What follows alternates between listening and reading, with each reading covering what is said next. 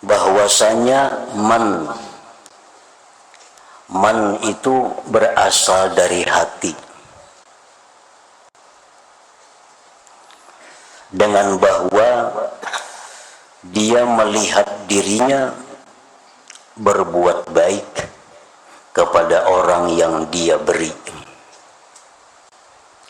Itu asalnya man. Kenapa kita menyebut-nyebut pemberian? Kenapa kita membangga-banggakan pemberian? Itu berasal dari hati, yaitu kita melihat bahwa diri kita yang memberi ini adalah berbuat baik kepada orang yang diberi. Nah, karena merasa kita berbuat baik kepada orang yang diberi, maka disitulah kita bisa menyebut-nyebut pemberian itu. Wa haqquhul aksu, sebenarnya sebaliknya, bahwa melihat dia, orang yang diberi itu sebenarnya yang berbuat baik kepadanya. Nah, mestinya demikian. Orang yang diberi, yang mau menerima pemberian kita, itu sebenarnya orang yang berjasa dengan kita. Bukan kita yang memberi, yang berjasa. Nah, umumnya demikian. Orang yang memberi itu merasa dirinya berjasa. Padahal agama kita menuntun bahwa yang berjasa itu yang diberi, bukan yang memberi. Kenapa sebab demikian? Karena dengan memberi ada yang menerima, maka yang memberi ini dapat keuntungan-keuntungan yang sangat besar dunia dan akhirat. Siapa yang berjasa? Kita hanya memberi seseorang dengan 10.000, 100.000, 1 juta, selebihnya kita beri demikian. Maka dengan pemberian itu diterima oleh seseorang, kita banyak mendapat keuntungan-keuntungan dunia dan akhirat. Sedekah itu. Sedekah itu yang untung dunia akhirat, yang memberi sedekah. Karena ada yang menerima sedekahnya. Kalau yang menerima sedekah ini tidak ada, orang kada maunya menerima sedekah kita, kita kada dapat apa-apa. Para muhibbin rahimakumullah, apa keuntungannya sedekah itu? 1, disucikan hartanya. Harta kita yang kotor, yang bercampur dengan syubhat. Harta yang bercampur dengan syubhat itu bisa bersih dengan sedekah. Misalnya kita jual beli, kadang-kadang ada kekurangan akadnya kurang pas, atau kabatnya kurang pas. Dengan sedekah maka harta itu jadi bersih. Yang kedua, tathhirul badan minaz dzunub. Sedekah itu menghapus dosa. Dengan kita bersedekah, maka banyak dosa-dosa kita yang dihapus melalui sedekah itu. Yang ketiga, dengan sedekah itu kita dijauhkan dari segala macam bala dan bencana. Dengan sedekah kita dihindarkan dari bala dan bencana.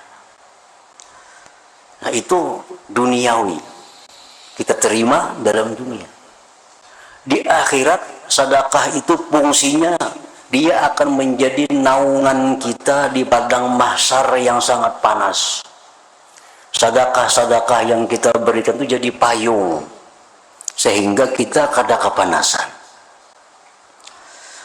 Nah, kemudian lagi sedekah itu menyebabkan ringannya ringannya hisab kita di hadapan Allah. Sedekah itu memberatkan timbangan amal kebaikan. Sedekah itu dinding dari api neraka. Sedekah itu meninggikan derajat kita di surga. Nah, sangat banyak keuntungan-keuntungan sedekah ini. Kenapa sedekah itu ada? Karena ada yang mau menerimanya. Karena ada yang mau menerima. Coba kalau kita bersedekah, orang kadang mau menerima, kita kadang akan dapat keuntungan-keuntungan tadi. Karena si jin itu hakun, si jin itu mau menerima sedekah kita, padahal sedekahnya 1 juta aja, keuntungannya luar biasa. Nah, siapa yang berbuat baik? Kita apa yang menerima itu? Agama mengatakan bahwa yang sebenarnya berjasa itu yang menerima. Yang berjasa itu yang menerima. Nah, kalau kita yang merasa berjasa dengan sedekah kita, itu disebut di dalam hukum agama namanya adalah al-mannu bis sadaqah. Itu termasuk maksiat di dalam hati kita.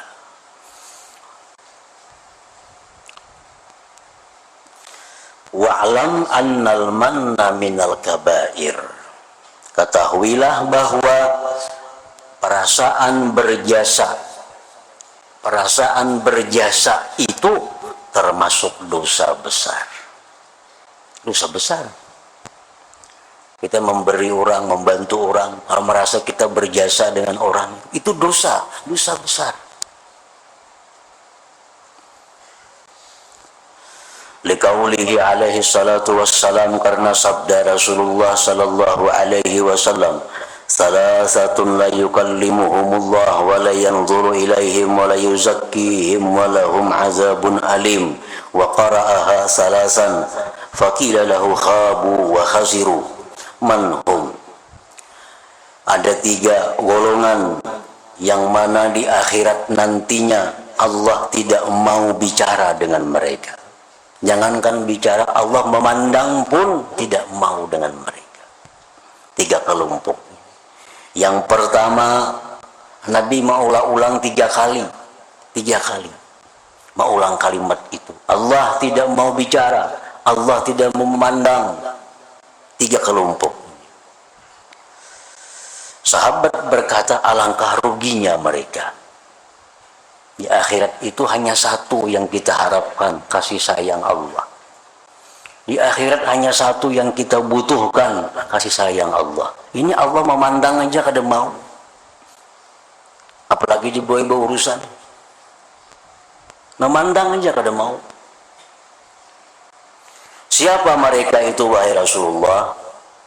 Faqal, beliau menjawab, pertama al-musbil. Yang pertama al-musbilu.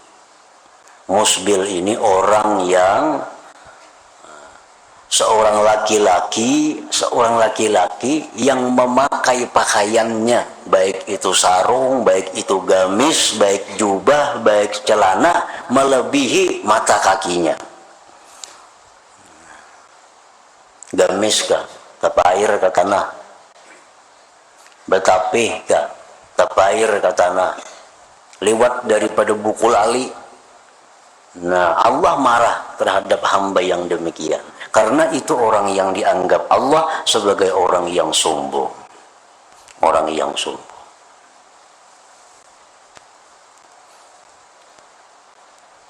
Nah, orang ini di akhirat kada dihiraukan oleh Allah. Yang kedua, wal mannan. Nah, orang yang punya sifat al-man tadi. Orang yang punya rasa berjasa kepada orang lain. Orang yang punya rasa berjasa. Itu di akhirat kada akan dihiraukan oleh Allah. Yang ketiga, wal munfiqu sil'atahu bil halfil kadzib.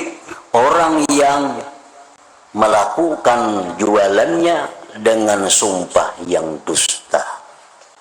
Berjual ini supaya laku, supaya payu, bersumpah-sumpah, berdusta pulang sumpahnya.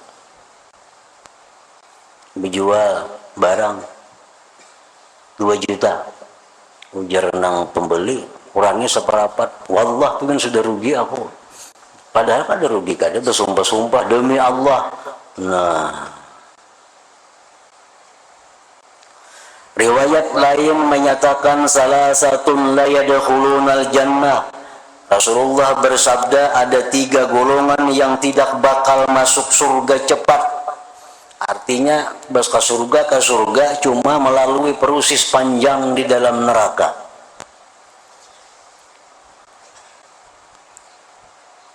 Pertama, al-aqli walidayh, orang yang durhaka bagi kedua orang tuanya. Kayak apa aja imannya, kayak apa aja ahli ibadahnya, kayak apa aja takwanya, kalau inya durhaka terhadap 2 orang tuanya, ini kada akan bisa ke surga sebelum dulu dihukum, diazab dalam neraka. Nah, yang kedua, wa mudminul khamar, orang yang suka minum-minum yang memabukkan, minum arak, minum obat, narkoba, ini kada akan masuk surga sebelum dia disiksa di neraka terlebih dahulu. Yang ketiga, wal mannan, orang yang merasa berjasa tadi.